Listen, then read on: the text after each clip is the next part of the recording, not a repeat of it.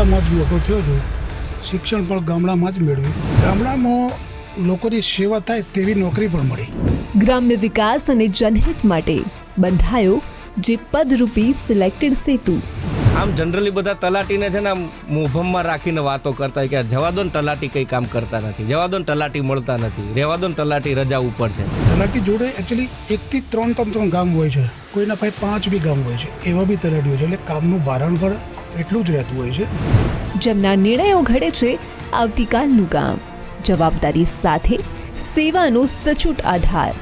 એક તલાટી તરીકે કાગળિયા જોબ વર્કથી માંડીને કેટલું મથામણ કરવું પડતું છે, ત્યારે જ એને ગામને ગ્રાન્ટ મળે. સરકારશ્રી તરફથી જે ધારાધોરણ મુજબ નક્કી કરેલી હોય એટલી આપતા જ હોય છે દરેક ગામે સરકાર. એ કેન્દ્ર સરકારમાંથી રિલીઝ થતી વસ્તી તથા ક્ષેત્ર ફંડના આધારે રિલીઝ થતી હોય છે. અમારે ખાલી ગ્રામ પંચાયત લેવલે ઠરાવ કરી આયોજન જ કરવાનું હોય છે. તલાટી એટલે ગામના વિકાસનો મૌન શિલ્પકાર. ગામના લોકોને માનો કે કોઈ યોજનાનો લાભ લેવો છે અથવા તો લેવી છે તો એ પણ તલાટી પાસે જ આવતા હોય છે. યોજનાની વાત કરીએ તો સરકારશ્રીની નાનામાંથી નાની યોજના જેવડાના માનવી સુધી પહોંચે એવા પ્રયાસો ગ્રામ પંચાયત દ્વારા કરવામાં આવતા હોય. કામ થાય જ છે.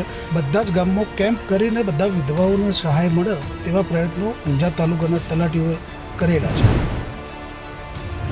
ગામનો વિકાસ એ ખરા અર્થમાં એક એવા અધિકારી પાસે હોવો જોઈએ અથવા તો એ ભાવનાઓ હોવી જોઈએ. અને એ જ ભાવના સાથે જેમણે નોકરી કરી રહ્યા છે, પોતે તલાટી છે, હિતેશભાઈ પટેલ સ્ટુડિયો ઓન વ્હીલમાં આજે અમારા મહેમાન બન્યા છે. સાહેબ, ખૂબ ખૂબ સ્વાગત છે આપનું ગુજરાત ફર્સ્ટના સ્ટુડિયો ઓન વ્હીલ નવા એક અભિગમની અંદર. સાહેબ, તલાટી વિશે આમ ગામમાં જઈએ ને તો ગામના મુખ્ય આમાંનો એક કહેવાય કે ગામનું કંઈ પણ કામ હોય તો કોને મળવાનું, 7-12નું કંઈ કામ હોય કે કોઈ પણ યોજનાને લગતી કામ હોય. આમ જનરલી બધા તલાટીને છે ને આમ મોભમમાં રાખીને વાતો કરતા હોય કે જવા દો ને તલાટી કંઈ કામ કરતા નથી, જવા દો ને તલાટી મળતા નથી, રહેવા દો ને તલાટી રજા ઉપર છે. પણ આપની જે નોકરી ચાલુ થઈ, પોસ્ટિંગ પહેલું ક્યાંથી થયું અને જે લોકોના મનમાં એક તલાટીની છાપ ઊભી થયેલી છે પણ એ છાપને તમે બદલી છે, એના માટે કેવા પ્રયત્નો કરવામાં આવ્યા? પહેલાં તો હું મારો પરિચય આપી દઉં. મારું નામ હિતેશ પટેલ, વતન મારું ઉનાવા છે, તાલુકો ઊંઝા, અને ગામડામાં જ મોટો થયો છું. શિક્ષણ પણ ગામડામાં જ મેળવ્યું. અને વિશેષમાં તો એ છે કે ગામડામાં લોકોની સેવા થાય તેવી નોકરી પણ મળી. એ મારા માટે ખૂબ અભિમાનની વાત કહેવાય. આમ તો મારે જેવું જોઈતું હતું ફિલ્ડ એવું જ ફિલ્ડ મને મળ્યું છે. ગામડામાં કેવું છે, ગ્રામજનો સમક્ષ જ્યારે રજૂઆતો આવતી હોય છે, તલાટીની ફરિયાદો હાજરી બાબતની હોય કે પછી કામગીરી બાબતની હોય, પણ એમાં કેવું હોય છે બધું આપણે જે વિચારવું જોઈએ તો તલાટી જોડે એકચ્યુઅલી 1 થી 3 ગામ હોય છે, કોઈના પાસે 5 બી ગામ હોય છે, એવા બી તલાટી હોય છે. એટલે કામનું ભારણ પણ એટલું જ રહેતું હોય છે. એટલે 5 ગામમાં હેન્ડલ કરવા અઠવાડિયામાં 1 દિવસ મિટિંગ હોય, બાકી વધે 5 દિવસ. એ 5 દિવસ દરમિયાન 5 ગામને ન્યાય આપવાનો હોય. ઘણા એવા બી તલાટીઓ લે છે. અને પબ્લિકની અપેક્ષાઓ વધારે હોય છે પણ પરિપૂર્ણ થતી નથી. એનું કારણ આ જ છે, કામનું ભારણ પ્લસ 1 થી વધારે ચાર્જ, જેથી કરી લોકોમાં ક્યાંક ને ક્યાંક થોડો દ્વેષ રહેતો હોય છે કે તલાટી સાહેબ આમ છે, તલાટી સાહેબ. પણ વાસ્તવિક આવું છે. સ્થિતિ ગામડાની સ્થિતિ જોવા જઈએ તો પબ્લિકની માનસિકતા પર પણ ડિપેન્ડ કરતું હોય છે. એકચ્યુઅલી પબ્લિકની માનસિકતા ઘણા સારા બી હોય છે અને ઘણા એવા બી લોકો હોય છે કે જે ટેવાયેલા હોય છે. એટલે એક વારંવાર રજૂઆત કરવાવાળા બધા નથી હોતા, 1-2% જેવા લોકો હોય છે જે રજૂઆત કરવા માટે ટેવાયેલા હોય. પણ ખરેખર તલાટીની કામનું ભારણ જોવા જોઈએ તો બહુ જ વધારે પડતું હોય છે, કેમ કે એની કામગીરી, એનો જોબ ચાર્ટ બહુ વિશાળ છે, જેથી કરીને તલાટી બધી જગ્યાએ પહોંચી વળતા નથી. અને હાલ પર સરકારમાં હજી ખાલી 4,000 થી 5,000 જેટલી હાલ પર જગ્યાઓ ખાલી છે તલાટીઓની. એટલે એક ગામ એક તલાટી જેવું ઉદ્દેશથી કંઈક સરકાર આ બાબતે વિચારે તો ઘણી ખરી ફરિયાદો પણ ઓછી થઈ શકે. આપની શરૂઆત થઈ, પોસ્ટિંગ પહેલું ક્યાં મળ્યું હતું અને ત્યાંના જે લોકો છે એમના મતલબ ગ્રામ્ય વિકાસમાં ખેતી કરતા લોકો, ખેડૂતો વધારે હોય છે. બીજું ગામનો વિકાસ એટલે બધી જવાબદારી પણ હોય કે ભાઈ ત્યાં આગળ પણ રોડ રસ્તા સારા બને. માનો કે હવે તો સિટીમાં બધી જગ્યાએ સીસીટીવી આવી રહ્યા છે, તો ગામમાં પણ એવું હોય કે ભાઈ સીસીટીવી લાગે, યોજનાઓનો લાભ મળે. પહેલું પોસ્ટિંગ જ્યારે થયું ત્યારથી લઈ અને કેવી રીતે શરૂઆત થઈ અને કઈ જગ્યાએ થયું? મારું પહેલું પોસ્ટિંગ ભુણાવ ગામ હતું, ઊંઝા તાલુકાનું ભુણાવ ગામ. 2015ની સાલમાં સપ્ટેમ્બર મહિનામાં મારું પહેલું પોસ્ટિંગ ત્યાં થયું હતું. ત્યારબાદ સરકારની ગાઈડલાઈન મુજબ આપણે જે પાયાની તાલીમ લેવાની હોય છે, જે 3 મહિનાની હોય છે, પાયાની તાલીમ લીધા બાદ પછી ઘણું ખરું શીખવા મળ્યું, કેવી રીતના વિકાસ કરવો, બધું બેઝિકથી લઈને ત્યાં ઉપર સુધી આપણને એટલું નોલેજ આપતા હોય છે કે વિકાસ કેવી રીતના કરવો, પબ્લિક ડીલિંગ કેવી રીતના કરવી, એવા ઘણા બધા મુદ્દાઓ. અને ટેકનિકલી અમારે જે પંચાયત નમૂના નિભાવવાના એ બધી ટ્રેનિંગ લીધા બાદ પરત સેજા પર હાજર થતાં સૌ પ્રથમ તો એક કમિટી બનાવી હતી ગામે, અમે વિકાસ કમિટી કરીને, કે જેથી કરીને કે ગામમાં કંઈક માળખાકીય સુવિધાઓ જે લોકોને ખરેખર જરૂરિયાત હોય, ગટર, રોડ, રસ્તા, પાણી વગેરે, કંઈ અન્ય નવું વિચાર કરીને નવું કંઈ ડેવલપ કરવું હોય ગામે, એ બાબતે કમિટી બનાવી. કમિટી બનાવ્યા બાદ અમે ગામે, શેરીઓ, મહોલ્લાઓમાં, જાહેર જગ્યા પર એ કમિટી, સરપંચ એમાં અધ્યક્ષ તરીકે હતા, હું સભ્ય સચિવ તરીકે હતો. અને ત્યાં શેરીઓમાં અને મહોલ્લામાં પબ્લિકને ઘરે ઘરે ફરીને અમે એમને પૂછ્યું છે કે ભાઈ તમારે શું ખૂટતું છે, શું જરૂર, હા, શું તમારે સુવિધા જોઈએ છે ગામમાં, શું ખૂટે છે, એ બધી ચર્ચાઓ કરતાં પછી એનું કમિટીમાં ઠરાવ કર્યો. પછી સિક્વેન્સમાં આવે, જેમ જેમ સરકારશ્રી દ્વારા ગ્રાન્ટ આપવામાં આવી એમ અમે ગામનો વિકાસ કરતા ગયા. અને અત્યારે સીસીટીવીની વાત કરીએ તો સીસીટીવી પહેલો જ પ્રોજેક્ટ હતો એ વખતે મારો. સીસીટીવી મારા ગામે લગાવવાના જ છે, ગમે તે થાય. એટલે એ પ્રોજેક્ટ અંતર્ગત પહેલાં તો સીસીટીવી કેમેરા પર જ ફોકસ કરીને અને સીસીટીવી કેમેરાની આપણે દરખાસ્ત ને બધું કર્યું હતું. અને એ પ્રપોઝલ આપણે બોડીમાં સર્વાનું માટે એક્સપેક્ટ કર્યો હતો. તો ત્યારબાદ રોડ રસ્તાની વાત કરીએ તો આપણે ગ્રાન્ટ સરકારશ્રી તરફથી મળતી હોય છે, એનું પ્રી પ્લાનિંગ કરીને અમે રાખી દો. જેમ જેમ સરકાર દ્વારા ગ્રાન્ટ રિલીઝ થતી હોય તેમ તેમ આપણે જ્યાં ખૂટતી સુવિધાઓ છે ત્યાં ઊભી કરી, જેથી કરીને લોકોને ખરેખર અમારા પ્રત્યે બોડી, જે તાત્કાલિક સરપંચ પ્લસ તાત્કાલિક બોડી, એમના પ્રત્યે લોકોને ખરેખર પોઝિટિવ એક રિવ્યૂઝ જોવા મળ્યા હતા. એટલે એ પ્લાનિંગથી અમે ચાલ્યા હતા. ત્યારબાદ એ પ્લાનિંગથી ચાલ્યા પછી પંચાયત સશક્તિકરણ પુરસ્કાર 2016ની સાલમાં પંચાયતને મળ્યો હતો, જે નેશનલ એવોર્ડ કહેવાય. કઈ પંચાયતને મળ્યો હતો? એ ભુણાવ ગામ. ઓકે. એ ભુણાવમાં પછી ત્યાં એવોર્ડ મળ્યા બાદ તેની જે પ્રોત્સાહક રૂપે જે 8 લાખ રૂપિયા મળ્યા હતા, સૌ પ્રથમ પહેલાં તો સીસીટીવી જ લગાવ્યા હતા એમાં આખા ગામમાં. 12 કેમેરા જેટલા ત્યાં લગાવ્યા હતા. પછી જ્યાં જ્યાં ખૂટતી રોડ રસ્તાની વાત કરીએ તો ત્યાં તમામ ક્ષેત્રોમાં બ્લોક લેઇંગ કરાયા હતા. એટલે એમાંથી એ કરી રહ્યા. પછી ચોકમાં જ્યાં જ્યાં ખૂટતા હતા બ્લોક છે, અવર જવર જ્યાં વધારે રહેતી હોય લોકોની, ત્યાં અમે પ્રાયોરિટી આપીને પછી ત્યાં જ વધારે કામ કર્યું. એ બધી જ ગ્રાન્ટ અમે આવી રીતના યુઝ કરી હતી સરકારની. એટલે હજી જો દાતાઓ ભેગા થાય તો પાલીતાણાનું એક ગામ છે હણોલ કરીને, જે આપણા કેન્દ્રીય મંત્રી છે મનસુખભાઈ માંડવીયા, એમનું વતન પણ છે. એટલે ત્યાં આગળ પણ અમે આવું જોયું હતું કે ભાઈ લોક ભાગીદારીથી મોટા ગ્રાઉન્ડ, એક મોટું સરોવર, એક સારો એવો બગીચો, એક જંગલ ગામની બાજુમાં ડેવલપ કરવું, બધું જન ભાગીદારીથી કરેલું છે. તો ગામના લોકોને જો આવું કરવું હોય તો તલાટી તરીકે તમારે કન્વિન્સ કરવા પડે કે પછી કે ના ભાઈ મારું ગામ છે તો હું સપોર્ટ કરું એમ? હા, એ બી જરૂરી છે. કન્વિન્સ કરવાથી જ તમારા દાતાને જ્યાં સુધી કન્વિન્સ નહીં કરો, એમને સમજાવો નહીં, ત્યાં સુધી કેવી રીતના તૈયાર છે દાદા. એટલે એવી જ બીજું ઉદાહરણ આપું ભક્તપુર ગામનું. 2017ના વર્ષમાં દત્ત સરોવર ડેવલપ કરાયેલું છે ભક્તપુર ગામે, જે અંદાજિત 5 કરોડના ખર્ચે બનાવેલું છે. એ સિંગલ દાતા જ છે ત્યાંના. અને આજુબાજુમાં વોકિંગ પાર્ક, પછી ચિલ્ડ્રન પાર્ક, પછી સિનિયર સિટીઝનો માટે ટ્રેક બનાવેલો છે અલગથી. તમે જોશો તળાવ તો ખરેખર બહુ આવું જ તળાવ તમે નહીં જોયું, એટલું વેલ ડેવલપ કરેલું છે એમના દ્વારા. જે હાલ પણ ત્યાં મેન્ટેન બી એ જ કરે છે. અને પંચાયતનું તળાવ પંચાયતનો હતો, એની મેન્ટેન દાતાશ્રી દ્વારા કરવામાં આવે છે, જેનું અંદાજિત મહિને 50,000 થી 60,000 રૂપિયા ખર્ચો પડે છે હાલની તારીખમાં.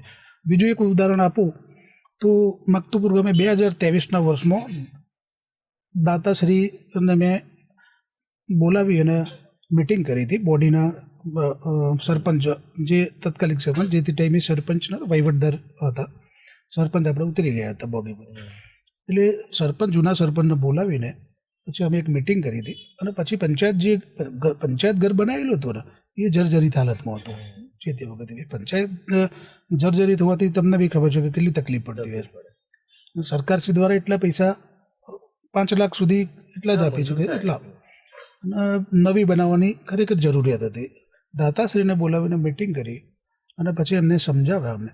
તો અત્યારે હાલની તારીખમાં એમને 1 કરોડના ખર્ચે નવીન પંચાયત ઘર બનાવી એમને સુપ્રત કરેલું છે. નીચે ફિઝિયોથેરાપી સેન્ટર બી બનાવેલું છે, જે ખરેખર નોમિનલ એકદમ નજીવા દર, એટલે કે 20 રૂપિયા ચાર્જ પર ડે, 20 રૂપિયા ચાર્જ ખાલી ક્લેમ કરે છે ત્યાં.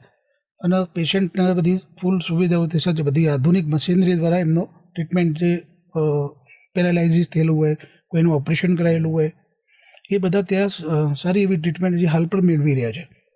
ઉપર સોલાર રૂફટોપ પણ દાતા દ્વારા જ લગાવડાવ્યું. અમે એમને કન્વિન્સ કર્યા, આ તો જોઈએ છે, બિલ કોણ ભરશે એનું? બિલ વધારે આપવાનું, સાથે લિફ્ટ બી કરે. સિનિયર સિટીઝન ઉપરના મળે પંચાયત હોવાથી સિનિયર સિટીઝનને તકલીફ ન પડે એના માટે લિફ્ટ બી મૂકેલી છે. અને એના ઉપર સોલાર રૂફટોપ સિસ્ટમ બી સ્થાપિત કરેલું. એનું બિલ જ એનું આવતું જ નથી પંચાયતનું. એવું જ એક બીજું ઉદાહરણ આપી દઉં. 2017ના વર્ષ 18માં જ એક પંચાયત કમ્યુનિટી હોલ, એ બી દાતાશ્રી દ્વારા જ બનાવવામાં આવેલો છે. આવી રીતના બસ કન્વેન્સ કરીને તૈયાર જ કર્યા હતા એમને. એવી ઘણો બધા નાની નાની વસ્તુઓ છે જે દાતાઓને આપણે પ્રોત્સાહિત કરીને મક્તુપુર મુકામે આપણે ડેવલપિંગ કરેલું છે. એમાં કેબલ છે કે પછી કોઈ પાણીની પાઇપલાઇન હોય, એવા બી દાતાઓ છે નાના મોટા. પછી કોઈ ગેટ બનાવવો હોય તો એ બી દાતાઓ તૈયાર થઈને અમે તૈયાર કરીને એમને બનાવ્યો. અત્યારે હાલ વાત કરું, ટાંકી બને છે અત્યારે મક્તુપુરમાં જ. એ 1.5 વર્ષ પહેલાંની વાત છે, હું ત્યાં જ હતો. એ માનનીય બાબુભાઈ જયશંકભાઈ, રાજ્યસભાના સાંસદ, એમને અમે ઘરે મળવા જતા એમના, અને સાહેબને થોડા રિક્વેસ્ટ કરીને અમે પૂછ્યું, સાહેબ આવી રીતના અમારે એક ટાંકીની જરૂરિયાત છે. તો સાહેબે તરત જ 25 લાખ રૂપિયા કે હું આપી દઈશ, તમે ત્યાં ટાંકી બનાવો. એટલે આ એક દાનવીરનું ગામ કહેવાય આમ તો મક્તુપુર. સરકારની ગ્રાન્ટ લેવી એટલે આમ માથાનો દુખાવા જેવું કહેવાય કે આવી જાય, પ્રોસેસ બહુ લાંબી થાય, એટલે લોકોને પાછું એવું થાય કે વાતો કરે છે, કંઈ કરતા નથી. એ આખી કેન્દ્રમાંથી પણ ગ્રાન્ટો આવતી હોય છે અને રાજ્ય સરકારમાંથી આવતી હોય. એક ચેન આખી કેવી રીતે કામ કરતી હોય છે, ને એના માટે તલાટી તરીકે કાગળિયા જોબ વર્કથી માંડીને કેટલું મથામણ કરવું પડતું છે, ત્યારે જ એને ગામને ગ્રાન્ટ મળે. ના, એવું કંઈ નથી. સરકારની ગ્રાન્ટ એકદમ ઇઝી પ્રોસેસ હોય છે. સરકારશ્રી તરફથી જે ધારાધોરણ મુજબ નક્કી કરેલી હોય એટલી આપતા જ હોય છે દરેક ગામે. સરકાર વસ્તીના ધોરણે હોય છે ગ્રાન્ટ. જેમ કે કેન્દ્ર સરકારની ગ્રાન્ટની વાત કરીએ તો નાણાપંચની જે સ્કીમ છે સરકારની, નાણાપંચની ગ્રાન્ટ, એ કેન્દ્ર સરકારમાંથી રિલીઝ થતી હોય, વસ્તી તથા ક્ષેત્ર ફંડના આધારે રિલીઝ થતી હોય છે. અને જેની ગ્રાન્ટની ગાઈડલાઈન હોય છે, આ ગ્રાન્ટ અહીંયા વાપરી શકાય, આટલા ટકા આમાં વાપરી શકાય, આટલા ટકા આમાં વાપરી શકાય. પણ ટાઈમલી એના હપ્તા રિલીઝ થઈ જ જતા હોય છે. અમારે ખાલી ગ્રામ પંચાયત લેવલે ઠરાવ કરીને આયોજન જ કરવાનું હોય છે. મેં કીધું એવું પહેલાં કીધું એમ કે પ્રી પ્લાનિંગ કરવું પડે એનો, કે કઈ જગ્યાએ આપણે ખૂટતી માળખાકીય સુવિધાઓની જરૂર છે એમ. તો એવી રીતના પ્રી પ્લાનિંગ કરેલું અમારી જોડે હોય છે. એનો ઠરાવ સ્વરૂપે આપણે આગળ મોકલાવવાની હોય છે દરખાસ્ત. ત્યારબાદ એ ઓનલાઈન થાય અને પછી એની હપ્તા રિલીઝ થતા હોય છે સેન્ટ્રલ લેવલે. બીજી ગ્રાન્ટની વાત કરીએ તો ગુજરાત સરકારમાંથી અનેકો ગ્રાન્ટ આપણને મળતી હોય છે. એટીવીટી છે, 15% આયોજન છે, પ્રાંત સાહેબની ગ્રાન્ટ છે. એના સિવાય બીજી MP સાહેબની ગ્રાન્ટ હોય છે, MLA સાહેબની ગ્રાન્ટ હોય છે. એ બધી જ ગ્રાન્ટો બધી ગામમાં સારી જગ્યાએ વપરાય અને સરકારશ્રી દ્વારા સરળતાથી મળતી જ હોય છે. સારી જગ્યાએ વપરાય એ, અને ક્યાંક નવું કોઈ વિશેષ કરવું હોય તો એ આપણે બોડી અને સરપંચ નક્કી કરતા હોય છે. તલાટી તો ખાલી માર્ગદર્શક જ હોય, એમને ગાઈડલાઈન મુજબ વપરાવી જોઈએ બસ. બરાબર. ગામના લોકોને માનો કે કોઈ યોજનાનો લાભ લેવો છે અથવા તો લેવી છે, તો એ પણ તલાટી પાસે જ આવતા હોય છે કે સાહેબ આમાં કંઈક કરી આપો. હમણાં આપણે જોઈએ તો સાહેબ અર્બન વિસ્તાર કરતાં, એટલે કે શહેરી વિસ્તાર કરતાં ગામના લોકો યોજનાનો લાભ લેતા હોય છે સારી રીતે. કેટલી એવી યોજનાઓ છે કે આપના થકી લોકોને લાભ મળ્યો હોય અને એ યોજનાથી એમનું કાં તો કોઈ ઉદ્યોગ એમએસએમઈ નાનો કોઈ એવો ગૃહ ઉદ્યોગ હોય તે સ્ટાર્ટ થયો, અથવા તો પછી ગામના વિકાસમાં કામ લાગ્યું હોય ગ્રાન્ટ, અથવા તો જે સરકાર તરફથી જે મળેલા પૈસા હોય એ એટલી કેવી કેવી ગ્રાન્ટો છે કે જે લોકોના કામમાં આવી શકે? લોકોના કામમાં પહેલી તો વસ્તુ પંચાયત એક તો વેરાઓ ગરાવતા હોય છે, વેરા કલેક્શન આપણે જે કરતા હોય છે એમાંથી બી ગામમાં ખૂટતી સુવિધા હોય, ગટર, રોડ, પાણી એમાં બી વાપરી શકાય છે. એમાં 5% સરકારની એક બીજી સ્કીમ છે.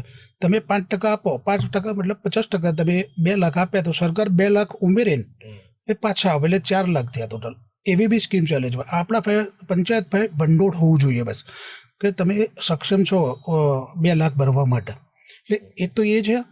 પ્લસ બીજું, યોજનાની વાત કરીએ તો સરકારશ્રીની નાનામાંથી નાની યોજનાથી છેવાડાના માનવી સુધી પહોંચે એવા પ્રયાસો ગ્રામ પંચાયત દ્વારા કરવામાં આવતા હોય, કામ થાય જ છે.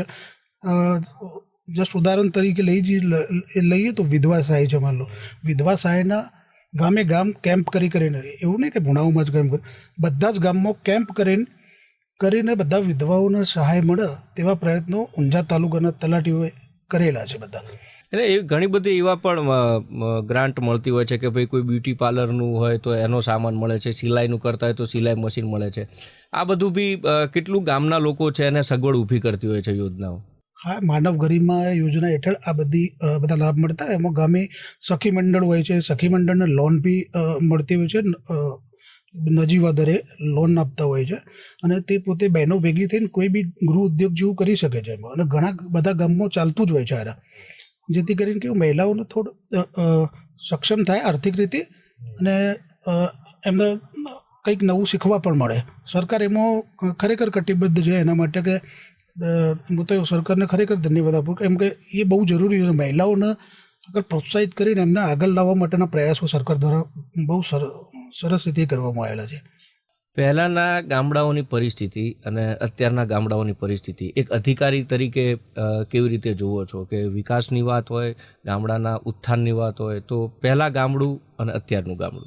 પહેલાંના ગામડું એટલે કે આજથી 10-15 વર્ષ પહેલાંની વાત કરીએ તો, અને અત્યારની વાત કરીએ તો, સરકારશ્રીની જે ગ્રાન્ટો રિલીઝ થાય છે તો ખરેખર મેં તો જોયું છે બહુ ડેવલપિંગ થઈ ગયા. પહેલાંના ગામની કમ્પેરિઝનમાં અત્યારના ગામડો બહુ વિકસિત થઈ ગયા છે, જેથી કરીને ગામમાં બધાને સુવિધા બી મળે છે, અને લોકો અત્યારે હાલ સંતુષ્ટ બી છે. ક્યાંક ને ક્યાંક મને એવું દેખાય છે. હજી પણ શું લાગે છે કે ગામડાના વિકાસ માટે કેટલી જરૂરિયાતો છે? કારણ કે એક સમય એવો આવ્યો તો કોરોના, બરાબર છે. કોરોનાની વખતે લોકોને સેવાની ખૂબ જરૂર હતી, આપે પણ કરી છે. એ સમયના દરમિયાનમાં ગામડાઓની પરિસ્થિતિને આપના વતી કઈ પ્રકારની કાર્ય છે એ કરવામાં આવ્યું? કોરોના સમય ગાળા દરમિયાન હું 2020માં પહેલો પડાવ હતો કોરોનાનો. એ વખતે હું ભુણાવ ગામમાં હતો.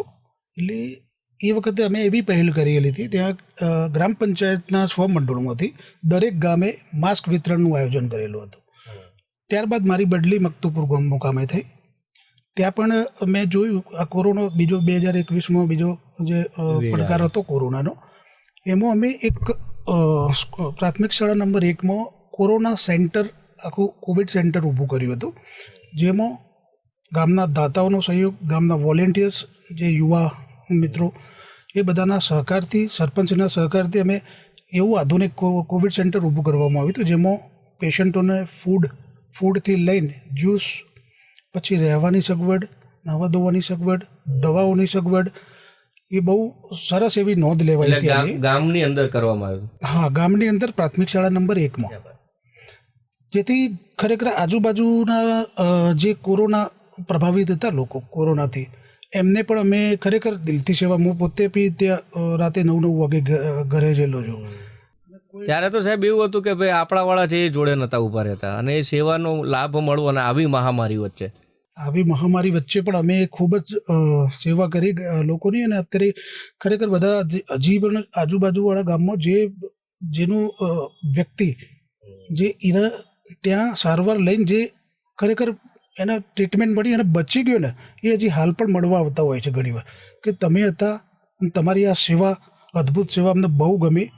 અને ખરેખર એ જે હાલ જોવા જઈએ તો પછી એને અનેકો વાર આવતા હોય છે ગામે અને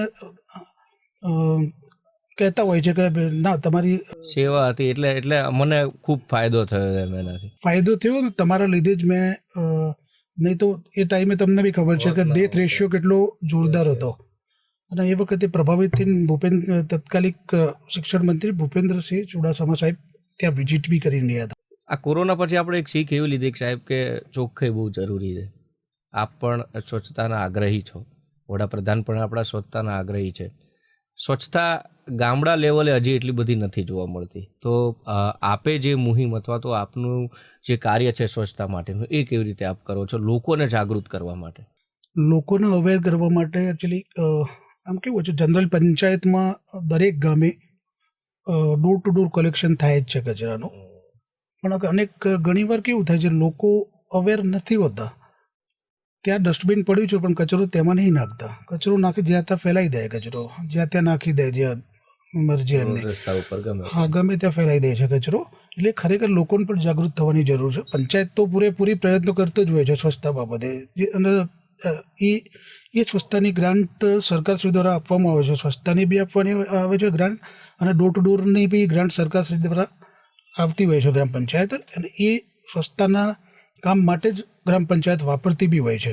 પણ જ્યાં સુધી લોકો અવેર નહીં થાય ત્યાં સુધી સ્વચ્છતા રાખવી એ પોસિબલ નથી. છેલ્લો પ્રશ્ન સાહેબ પૂછું, એક તલાટી તરીકે કેવું ગામ છે મારું ગામ, રણિયામણું ગામ, મારું ગામ મારું અભિમાન, આવા બધા આપણે સ્લોગનો સાંભળતા હોઈએ, તો એ ગામ તમારી દ્રષ્ટિએ તમારા મનસ્પટલમાં કેવું હોવું જોઈએ કે હા ગામ આવું હોવું જોઈએ, એના માટે મારે જે કરવું પડશે, માનો કે જ્યાં પણ આપની ડ્યુટી હોય ત્યાં આગળ હું એ બધા પ્રયત્નો કરીશ? જોવા જઈએ તો આમ તો મારું ગામ રળિયામણું ગામ જ હું તો મોટો રાખીશ, કેમ કે મને સ્વચ્છતા પર ભાર આપવો બહુ ગમે છે. હું જ્યાં જાઉં છું ને ત્યાં પહેલાં સ્વચ્છતા વિશે જ ચર્ચા કરી અને કેવી રીતના આપણે કચરો ના ફેલાય. કેમ કે મકતુપુર ગામમાં બહુ, તમે હજી હાલ પર મકતુપુર ગામે જશો તો તમને કચરો જોવા નહીં મળે. એટલો બધો બહાર આપ્યો સ્વચ્છતા વિશે, સરકારશ્રી ગ્રાન્ટે આપતી હોય છે, પ્લસ પોતાનું સ્વભંડોળ બી હોય છે, એ બી ખર્ચી શકાય. અને daily door to door collection daily early morning કરવામાં આવે છે, એટલે જ્યાંથી ધીરે ધીરે લોકોને પછી ટેવ પડી ગઈ. આપણે રોજ ફરતું હોય ને ટ્રેક્ટર, તો પછી લોકો જ્યાં ત્યાં નથી બી નાખતા, બધા સરખા નથી હોતા. અને અત્યારે હાલ લોકો બધા ટેવાઈ ગયા કે કચરો ટ્રેક્ટર આવે એમાં જ નાખવાનો. પ્લસ બીજું સફાઈ કર્મીઓ બી આપણે ત્યાં પંચાયત લેવલે રાખતા હોઈએ છીએ. 10 દિવસે દરેક 10 દિવસે જાહેર રસ્તા, શેરીઓ, મહોલ્લામાં એમાં 10-15 જણની જે સફાઈ કર્મીઓની ટીમ હોય છે એમના દ્વારા આપણે તમામ રોડ રસ્તાથી લઈને જાહેર જગ્યાઓ, મંદિરો અને બધી સફાઈ કરતા હોઈએ છીએ અમે. ખૂબ ખૂબ આભાર આજે અમારી સાથે જોડવા માટે. એટલે મહત્ત્વની વાત છે કે એક તલાટીની છાપ, મેં પહેલાં એમ કહ્યું, કારણ કે ગામની અંદર જાઓ તો એમ જ પહેલું એવું તો તલાટી તો કે નથી આવવાના, તો કે ખબર નહીં. એટલે કામનું ભારણ હોય છે, હર ગામ એક તલાટી એ પોસિબલ નથી, કારણ કે હજી જગ્યાઓ ખાલી પડી છે અને એક તલાટી અંદર લગભગ 3 થી 4 ગામ આવતા હોય છે. એ પણ ક્યાંક એક મુખ્ય કારણ છે. પરંતુ એક એવા તલાટી કે જેમણે કેટલાય ગામોને સ્વચ્છતાના અભિયાન આપ્યા, પાઠ આપ્યા, સાથે જ સીસીટીવીથી સજ્જ પણ કર્યા. એટલે કરવાની ભાવના હોય તો બધું જ થઈ શકે. અને એટલા માટે જે ગામમાં હિતેશભાઈ નોકરી કરીને આવ્યા છે એ ગામમાં તલાટી વિશેની છાપ તો બદલાઈ ગઈ છે, વાત નક્કી છે. સાથે જ આગ્રહ એ પણ રાખે છે કે સરકારની, એટલે કે રાજ્ય અને કેન્દ્ર સરકારની ગ્રાન્ટ આવે તો છે જ, પણ એનું પ્રી પ્લાનિંગ હોવું એ બહુ જરૂરી છે, જેથી કરી ગામનો સર્વાંગી વિકાસ બધી રીતે થઈ શકે, સાથે જ યોજનાઓનો પણ લાભ મળી શકે. ઈચ્છા રાખીએ કે હિતેશભાઈ જે રીતે પોતે વિચારથી એ ચાલી રહ્યા છે, જેમને જે ગમતું હતું એ કાર્ય કરવા મળ્યું છે, એ જ રીતે અન્ય ગામોના તલાટી અને સાથે ગ્રામ લોકો પણ જાગૃત થાય તો આપણું ગામ એ ખૂબ જ સુંદર બની રહેશે. નમસ્કાર.